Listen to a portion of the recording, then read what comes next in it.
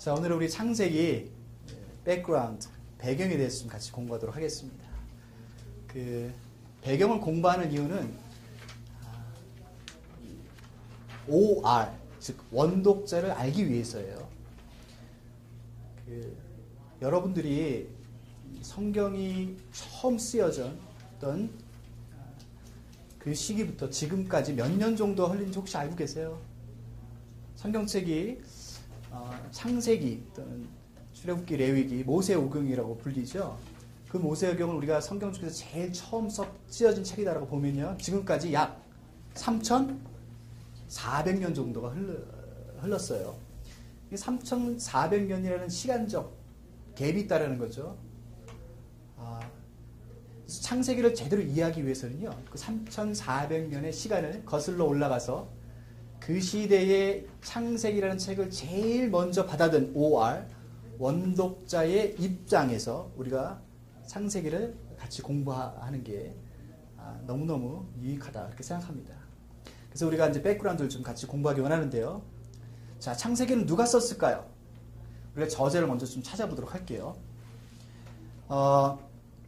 창출 내민신을 모세오경 또는 토라라고 부르는데요.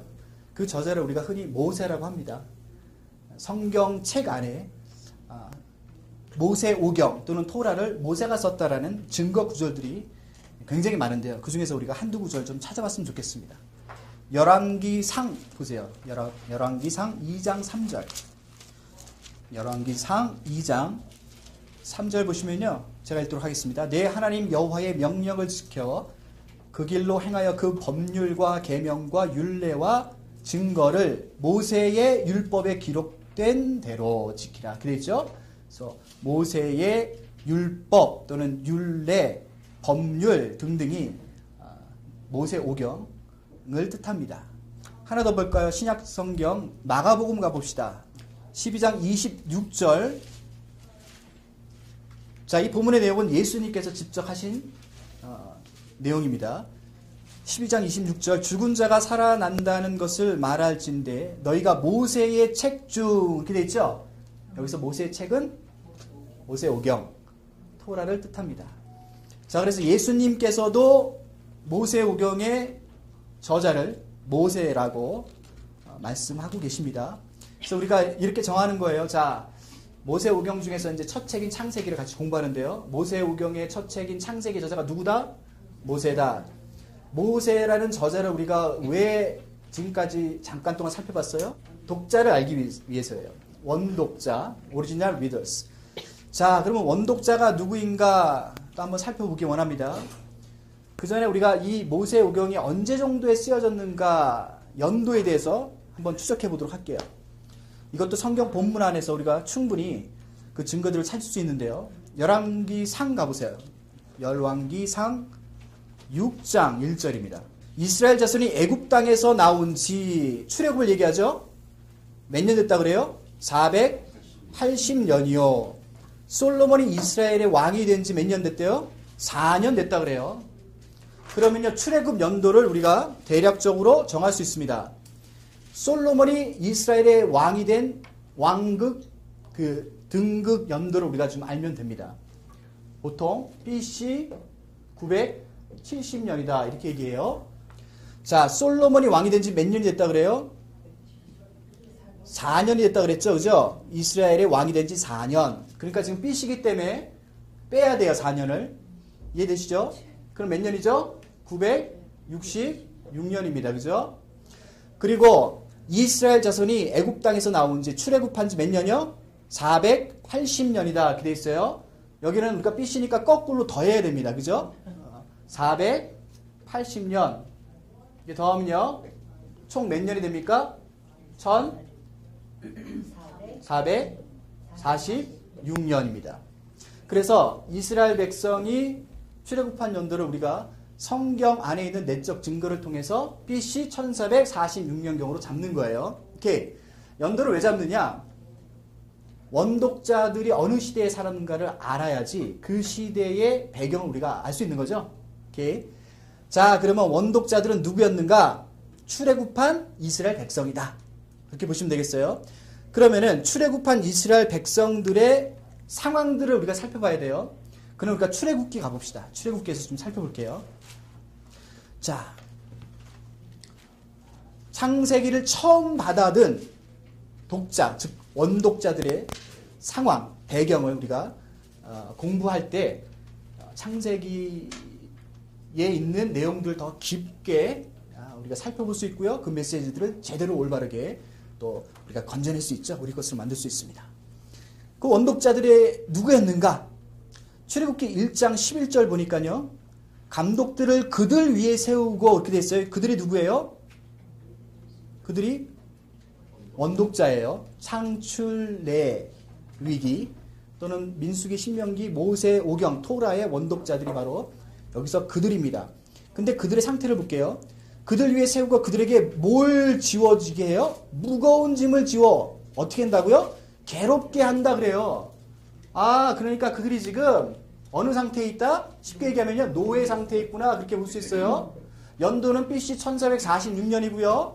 그들이 누구로부터 종속된 노예예요? 잘 아시죠? 출애굽기 애굽이죠. 요즘 그 단어로 얘기하면요. 이집트입니다. 그죠? 애굽으로 봅시다. 그러니까 애굽이란 나라 밑에서 지금 노예 생활하고 있어요. 종노릇하고 있어요. 그 사람들이 누구라고요?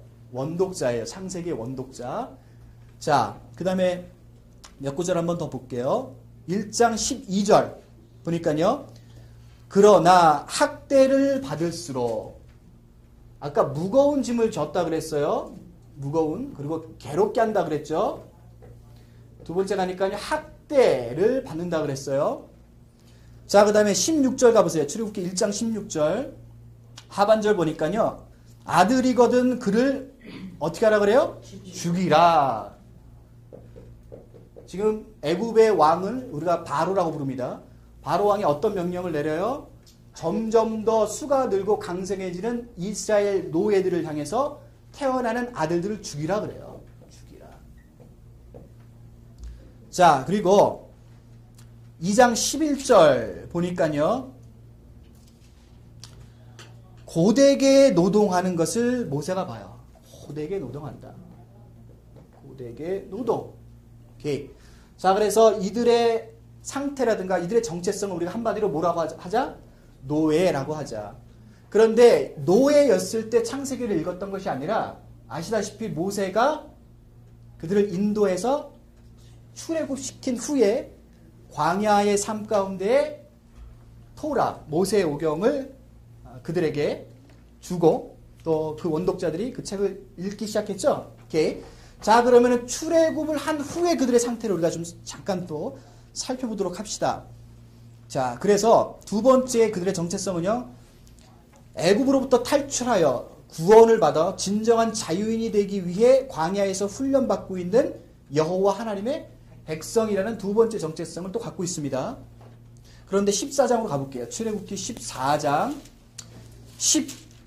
11절 12절을 보니까요. 자, 홍해를 건너기 전에 그들이 이미 애굽 땅에서 하나님께서 하나님께서 보여주시고 또는 그들에게 베풀어 주신 기적, 우리 주로 10가지 재앙들을 얘기하죠. 그 10가지 재앙과 10가지 기적을 다 맛봤어요. 그럼에도 불구하고 그들 앞에 홍해가 그들을 가로막고 있고 뒤에는 애굽 병사들이 쫓아오고 있을 때 이런 이야기를 합니다. 11절입니다. 그들이 또 모세에게 이르되 애굽에 매장지가 없어서 당신이 우리를 이끌어내어 이 광야에서 죽게 하느냐? 어찌하여 당신이 우리를 애굽에서 이끌어내어 우리에게 이같이 하느냐? 하면서 12절이요. 우리가 애굽에서 당신에게 이른 말이 이것이 아니냐? 이르기를 우리를 내버려 두라. 우리가 애굽 사람을 섬길 것이다. 왜 이 광야에서 죽게 해? 그냥 살게 해서 애굽 사람들 그냥 섬기다가 종으로 죽게 하지. 노예로 죽게 하지. 그러니까 그들이 실제적으로는 지리적으로 애굽이라는 땅을 어느 정도 탈출했지만 앞뒤에 가로막힌 그 상황에서 모세를 향해 지금 원망과 불평을 쏟아내고 있는 겁니다. 그러니까 신분상으로는 자유인이 되었지만 여전히 그들의 마음 가운데, 영 가운데, 정신 가운데는 노예의 정체성과 노예의 세계관을 놓지 않고 있는 그들의 모습을 우리가 볼 수 있는 거예요. 자, 그 다음에 한두 구절 마저 볼까요? 15장으로 가볼게요. 백성이 모세에게 뭐해요? 원망합니다. 물이 없으니까요. 원망해요. 그리고 16장 만나 사건인데요. 2절 보세요. 이스라엘 자손 중 회중이 그 광야에서 모세와 아론에게 또 뭐예요? 원망해요. 여러분들 출애굽기라든가 특별히 민수기 가면요. 출애굽한 이스라엘 1세대 백성들이 모세를 향해서 하나님을 향해서 끊임없이 원망하고 불평하는 그들의 모습을 우리가 볼 수 있습니다. 그들이 지리적으로 지금 이동해서 더 이상은 애굽 땅의 노예 신분이 아닌, 그죠?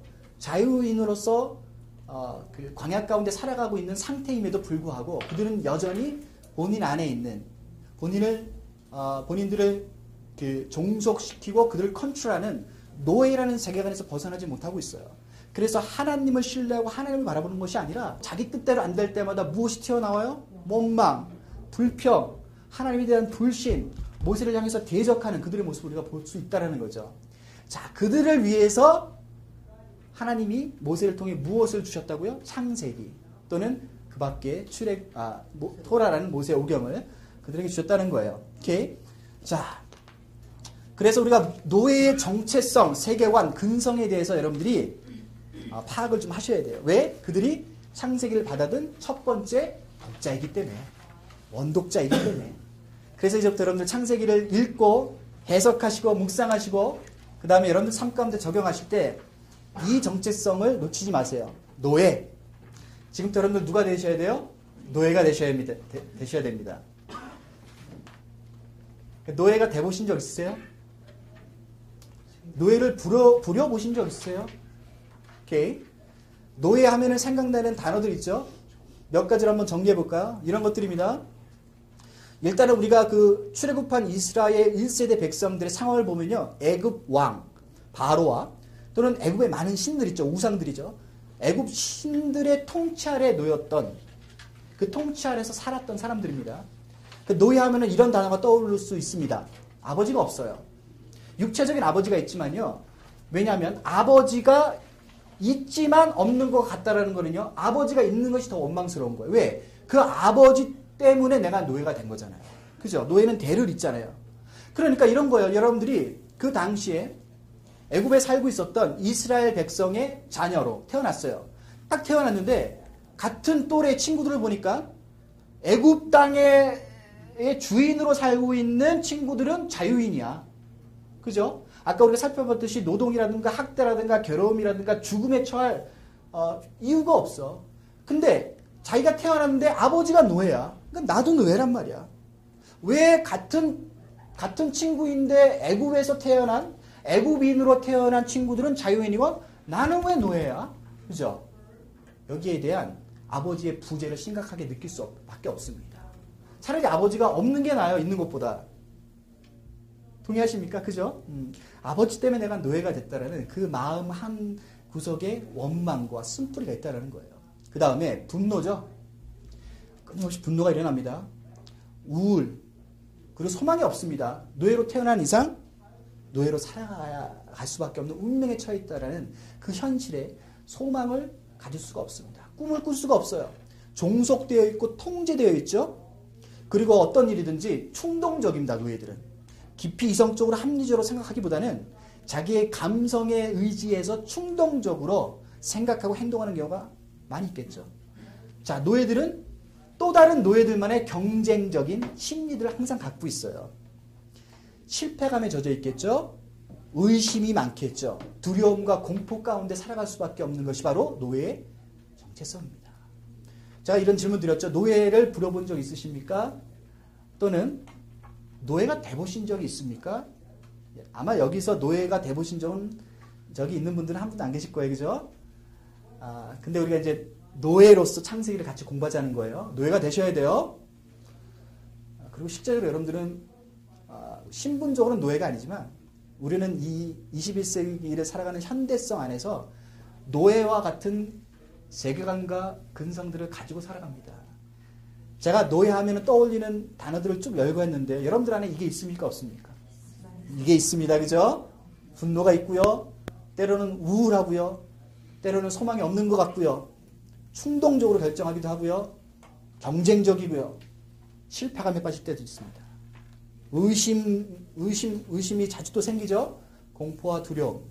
그러니까 이 세상의 통치 아래 종속되어 있는, 즉 하나님에 의해서 자유인으로서의 자유를 만끽하고 누리지 못하는 모든 사람들은요, 신분적으로는 노예가 아니더라도 노예의 세계관과 노예의 근성을 항상 갖고 살아요. 그렇기 때문에 여러분들의 자신의 깊이 뿌리 박혀 있는 노예의 이 정체성들을 자세히 좀 보시고 끄집어내셔서 이제는 그 입장에서 우리가 창세기를 같이 공부하자는 얘기예요. 이해되시죠? 자, 지금부터 여러분들 누구이다? 노예이다. 노예가 바라본 창세기. 이 주제를 놓치지 마십시오. 자, 그 다음에 모든 책에는요, 그 책이 갖고 있는 중심 주제가 있습니다. 그죠? 이것도 책의 보편적인 특징 가운데 하나인데요. 여러분들 어떤 책을 사서 보실 때 맨 앞에 머릿말 같은 거 읽으십니까? 그거 꼭 읽으셔야 돼요. 왜냐하면요, 저자가 이 책을 쓴 이유와 목적을 머릿말에 잘 넣기 때문에 그래요. 그러니까 그 머릿말만 잘 읽어도요, 아, 이 책을 쓴 저자의 의도를 알게 되는 거죠. 마찬가지예요. 창세기, 요한계시록 모든 책에는요, 저자가 갖고 있는 의도가 있어요. 그 의도를 설명하기 위해서 이렇게 저렇게 살들을 붙여가는 거예요. 그렇기 때문에 그 책이 갖고 있는 중심 주제를 또는 중심 내용을 잘 알면 알수록 이 저자가 왜 이런 식으로 책을 기술하고 썼는가를 파악할 수 있겠죠? 오케이. 자, 그럼 창세기에도 중심 내용이 있습니다. 그 중심 내용은요, 세상의 시작, 그리고 인간의 타락, 그것을 뛰어넘는 하나님의 구원하심과 언약. 그것이 창세기의 주제예요. 다른 말로 하면요, 좀 쉽게 이렇게 풀어볼게요. 책이 쓰인 이유도 있는데 그 책이 쓰인 이유를 이렇게 설명하고 싶습니다. 하나님의 선택을 받은 이스라엘 백성에게 새로운 정체성과 삶의 참된 목적을 주기 위함이라는 거죠. 그러면요, 창세기를 읽는 원독자들 있죠. 그들이 누구라고요? 출애굽한 이스라엘 백성인데 그 전에 노예의 삶을 살았고요. 여전히 노예의 정체성과 근성을 가득가득 갖고 있는 그런 사람들입니다. 그러니까 그들에게 있어서 구원받은 백성으로서 해결해야 될, 회복해야 될 어떤 문제들이 있단 말이에요. 그 문제가 뭐라고요? 정체성에 대한 문제예요. 우리를 구원하신 여호와 하나님은 누구이신가에 대한 질문 앞에 쓰는 거죠. 그 하나님이 누구신가를 알 때 누구를 알게 돼요? 자신을, 구원하신 하나님을 통해서 자신을 알게 되는 거예요. 그래서 노예라는 정체성과 노예라는 모든 근성으로부터 하나님의 말씀이 그들을 회복하고 치유함으로 참된 하나님의 선택받은 백성으로서, 자유인으로서 살아가게 하기 위해 하나님께서 창세기를 그들에게 주셨다는 거예요. 이해되세요? 또 그들이 광야의 삶을 지금 살고 있는데요, 그들에게 목적지가 있습니다. 목적지가 어디입니까? 가나안이란 땅이에요. 그 땅은 창세기 12장 그들의 선조였던 아브라함에게 언약하신 언약의 땅입니다. 자유의 땅입니다. 그들이 광야의 삶을 과정으로서 거쳐갈 수밖에 없는 이유가 목적, 즉 목적지인 언약의 땅 가나안 땅을 가기 위함이에요. 그래서 이 원독자들이 광야에서 창세기를 읽고 배우고 묵상하고 그것들을 삶으로 적용할 때 바로 이 부분들을 생각하셔야 돼요. 하나님은 누구인가? 나는 누구인가? 우리는 어디를 향해 가고 있는가? 바로 그 부분에 대한 분명한 목적의식을 그들에게 주기 위해서 창세기를 모세를 통해 하나님께서 허락하셨다. 이렇게 보시면 되겠어요. 자, 마지막으로 성경의 모든 책 안에는요, 또 중심 구절이라는 내용이 있습니다. 구절인데요. 창세기 중심 구절은요, 창세기 12장입니다. 12장 1, 2, 3절인데요. 제가 한번 읽도록 하겠습니다. 여호와께서 아브라함에게 이르시되 너는 너의 고향과 친척과 아버지의 집을 떠나 내가 네게 보여줄 땅으로 가라. 내가 너로 큰 민족을 이루고 내게 복을 주어 내 이름을 창대하게 하리니 너는 복이 될지라. 너를 축복하는 자에게 내가 복을 내리고 너를 저주하는 자에게 내가 저주하리니 땅의 모든 족속이 너로 말미암아 복을 얻을 것이라 하신지라. 바로 창세기 50장 전체를 아우를 수 있는 중심 구절을 우리가 창세기 12장 1절부터 3절까지 잡아보는 거예요. 그래서 하나님께서 지금 이 창세기 책을 받아들여 읽고 공부하고 묵상하는 출애굽한 이스라엘 1세대 원독자들을 향해서 왜 창세기를 하나님께서 허락하셨는가를 그들의 선조인 아브라함, 그리고 그 아브라함에게 나타나사 하나님께서 언약하신 그 언약의 내용을 가지고 그들의 정체성, 또 하나님이 누구이신가, 또 그들은 어디를 향해 가고 있는가에 대한 확인과 답을 그들이 이 구절을 통해 지금 받고 있는 겁니다. 하나님의 언약이 그들을 어떻게 변화시키는지, 그리고 그들을 그 목적지를 향해서 가고 있는 그들의 삶 가운데 하나님이 누구신가를 계시하사 결국은 하나님께서 아브라함에게 언약하신 가나안 땅에 이르게 하고야만은 하나님의 신실하심과 하나님의 주권이 창세기 내용 가운데 가득가득 담겨있다는 겁니다.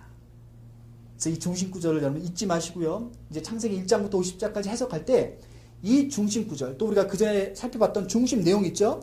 내용들을 여러분들 중심축으로 하여 노예된 입장에서 성경을 해석해가는 거예요. 오케이, 이해되셨죠?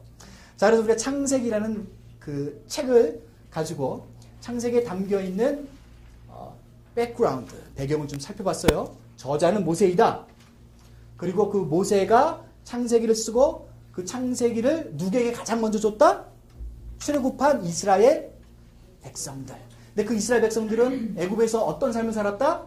노예의 삶을 살았다. 근데 지금은 여호와 하나님의 구원의 손길에 의해서 구원받고 광야의 삶을 살아가고 있다. 어디를 향해 가고 있다 지금? 언약의 땅인 가나안 땅을 향해 가고 있다. 그래서 그들이 회복하고 해결해야 될 문제, 정체성에 대한 문제, 그리고 그들이 가야 할 언약의 땅에 대한 확인, 그것이 하나님의 계시에 의해서 지금 창세기를 읽고 있는 원독자들에게 주는 메시지고요. 오늘날 21세기에도 그들의 입장에서 첫 번째로 성경을 해석한 후에 우리들 안에 여전히 내재되어 있는 자유하지 못한 노예의 세계관과 근성들을 창세기를 통해 회복하고 하나님을 다시 깊이 만나고, 그래서 하나님의 자녀답게 이 땅 가운데 자유를 마음껏 누리면서 살아가는 우리 모두가 됐으면 하는 바람으로 우리 창세기를 계속해서 공부해 나가겠습니다. 감사합니다. 예.